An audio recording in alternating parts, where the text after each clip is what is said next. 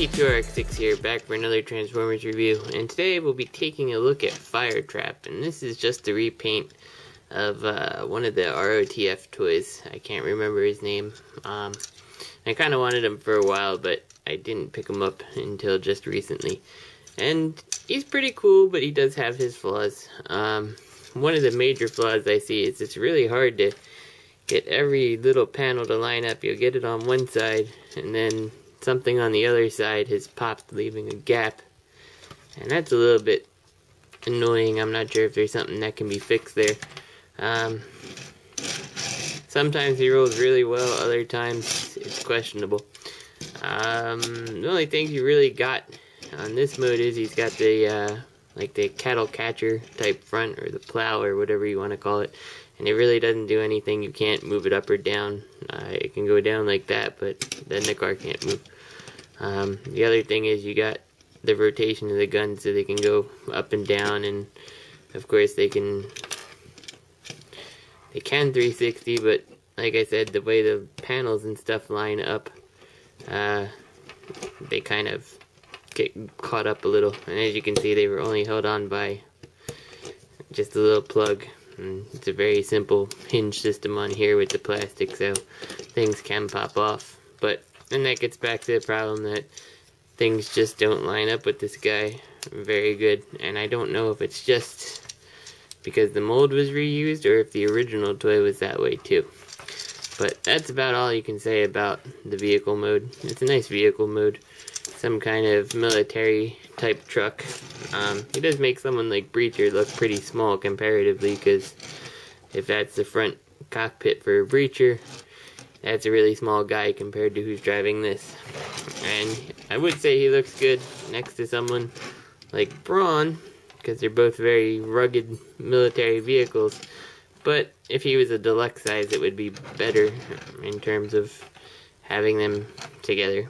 So let me take him to the bot mode, and we'll look at it from there. Okay, so here he is in bot mode, and he's a little, short little bot.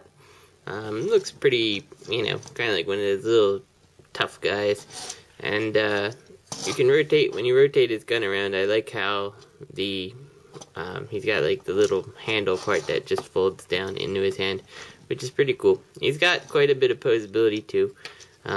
He's got ball joints all over the place. He can swivel his arm around. His wrist can go in and out a little due to transformation, but don't mess with the guns.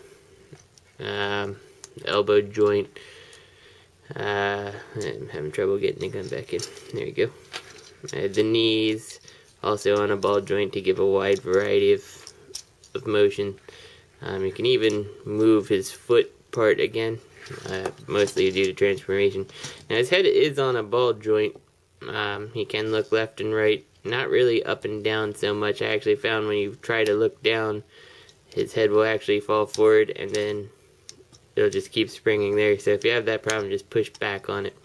So it's kind of good that he's got a waist joint down here that he can turn 360 if he wants.